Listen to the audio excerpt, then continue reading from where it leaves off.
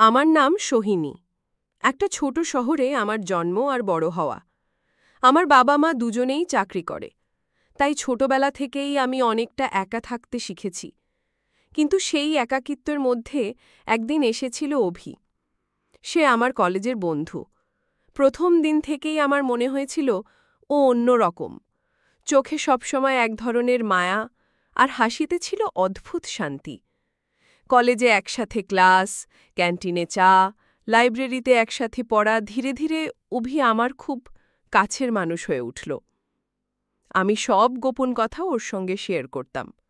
আমার বাবা মায়ের ঝগড়া থেকে শুরু করে নিজের ছোটখাটো স্বপ্ন, সব কিছু। অভিও আমার কাছে তার পরিবার, তার কষ্টের গল্প খুলে বলত। আমরা যেন একে অপরের আশ্রয় হয়ে গিয়েছিলাম। একদিন বৃষ্টি হচ্ছিল, কলেজ ছুটি হয়ে গিয়েছিল, কিন্তু বাইরে প্রচণ্ড ঝড় বৃষ্টি। আমি ছাতা আনিনি, ভিজে ভিজে দাঁড়িয়েছিলাম। ঠিক তখনই অভি আমার পাশে এসে দাঁড়ালো, নিজের ছাতা আমার দিকে বাড়িয়ে দিল। সেই মুহূর্তে আমি অনুভব করলাম ওর প্রতি আমার অনুভূতি আর বন্ধুত্বের সীমায় নেই। আমার চোখ ভিজে উঠল, হয়তো বৃষ্টিতে, হয়তো ভালোবাসায়। আমরা দুজনেই একসাথে ভবিষ্যতের স্বপ্ন দেখতে শুরু করলাম। ছোট একটা বাড়ি, বারান্দায় 2 কাপ চা, রবিবার সকালে একসাথে গান শোনা, সব কিছু যেন এতটা বাস্তব মনে হচ্ছিল। অভি বলেছিল, আমি সারা জীবন তোমার পাশে থাকব। আমি বিশ্বাস করেছিলাম, কিন্তু জীবনে সব কিছু কি এত সহজ হয়? অভি হঠাৎ জানালো ওর বাবার চাকরি বদল হয়েছে, তাই ওদের পরিবার অন্য শহরে চলে যাচ্ছে। আমার পৃথিবী যেন ভেঙে গেল। আমি হাসি মুখে বলার চেষ্টা করলাম, দূরত্ব কিছুই নয়, আমরা একে অপরকে ভুলব না। কিন্তু ভেতরে ভেতরে আমি কেঁপে যাচ্ছিলাম। দিন কেটে গেল, মাস কেটে গেল। শুরুতে আমরা প্রতিদিন কথা বলতাম, কিন্তু ধীরে ধীরে ফোন কল কমে আসতে লাগল, মেসেজের রিপ্লাই দেরিতে আসতে লাগল। একদিন আমি অনেকক্ষণ ধরে ওর কলের অপেক্ষা করছিলাম।